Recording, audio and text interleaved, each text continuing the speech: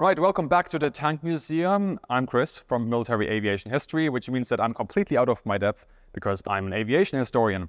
But welcome to my bottom 5 list and get your comments ready because this is going to be a smasher.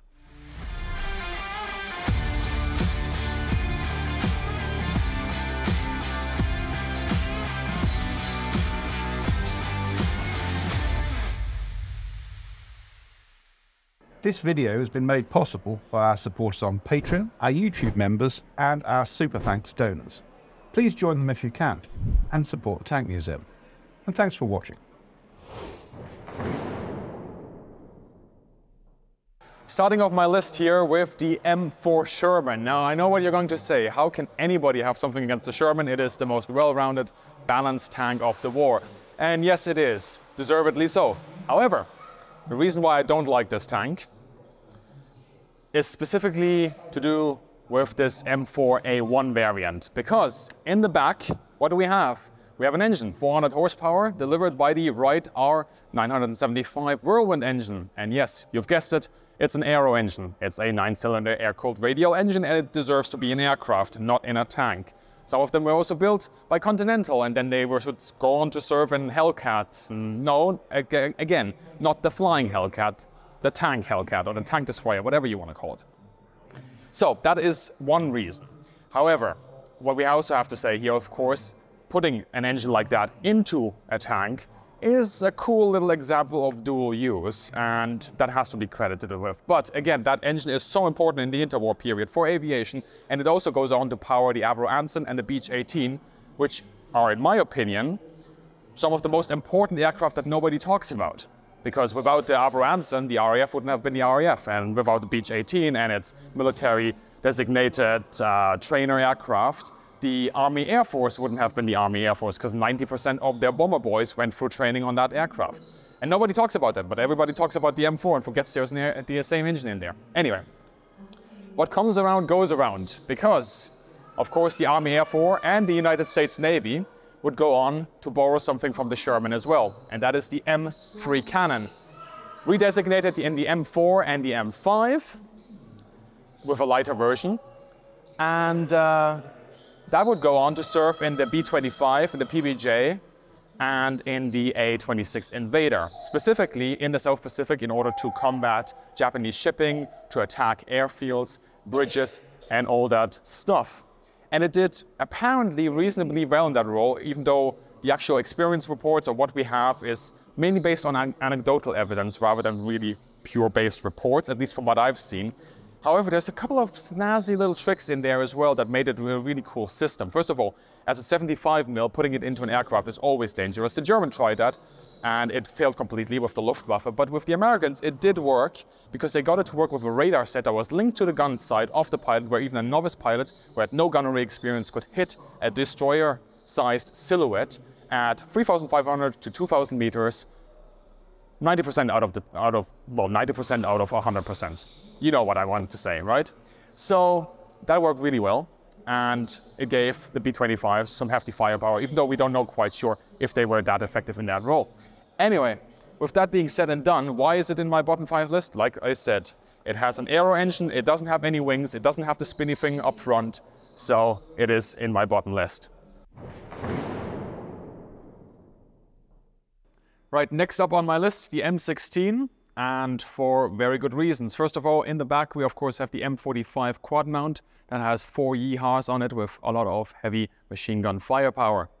Now, this kit shoots down planes, which is obviously the reason why it's on my list. However, I do want to say a couple of good things about this piece of equipment as well. First of all, it's very mobile, it can keep up with fast units as well, giving them protection from air attack, and you see a lot of sort of this reflected in the experience reports, for example, from the Luftwaffe. If you're like me, you go to the German military archives and you read that kind of stuff, you always see this reflected in the experience report. You have pilots on the Eastern Front saying, well, as soon as we fly over the front lines and we attack these Soviet tank columns, there is a little bit of anti-aircraft fire coming in, but it's not that intense. But on the Western Front and in Italy, as soon as you fly over the front lines, it just opens up. And the equipment like this was very much the reason why Luftwaffe pilots had to abort their missions, drop from higher altitudes, and couldn't really press home their attacks in close air support, which of course means that this did its job and it did it very effectively. But because it shoots down planes, it is in my bottom 5 list. All right, tally-ho, we are number 3, T-34-85. And why is this tank, once again, one of the most important tanks of the war in my bottom 5 list? Well, very, very personal reasons. So a buddy of mine, Francis Polham, he actually wrote a book about a tank like this. He organized a ride for me. And I'm not complaining, I'm thankful. It was a fantastic experience sitting in one of these for about 20 minutes, driving around the countryside. It was really nice to sort of get in touch and see how it feels like. But I still have the bruises. A lot of bruises. So for very, very personal reasons, this one is in my bottom 5. Right, number 2 here on my list, we have the tracked Rapier, which is of course a surface-to-air missile system on a tracked chassis. Now what we have here, first of all, its development started in the 1960s. We have, of course, short-range, gun-based anti-air defenses that existed at that point in time, and they were supposed to be substituted with a surface-to-air missile. So in the 60s, people got together and started developing a towed Rapier system.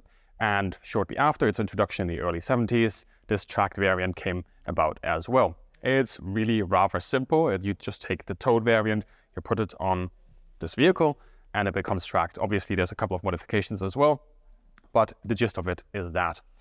The way it works is relatively simple. We have in the back, of course, the whole firing unit. We have the actual launcher unit with the missiles for a side, and in the housing, you have then the detection radar, which operates in the J-band. You have an IFF system. You also have the whole computer and the electronical systems. And of course, you have also up here an optical control unit. Now, the detection radar detects an aircraft at about 15 to 16 kilometers. It then also checks on the IFF, whether that's friendly or foe, and is then also automatically rotating the firing unit towards the aircraft that is, in our example now, enemy. As it's tracking that, the operator is also doing a visual IFF on the system, and as soon as the plane is in range, we're talking about a range of roughly maximum 7 kilometers distance and 3 kilometers of altitude, he gets a visual system that it is ready to fire, and he may fire the missile. At that point, he can either control it manually into the target, or if the system is operated in conjunction with the blind fire radar, which would be housed on a separate Rapier system, then it can also be radar guided right into the target. And it does actually have to interface with the target, because the earlier Rapier missiles, there were a lot of modifications, and in fact the British Army only got rid of them very recently.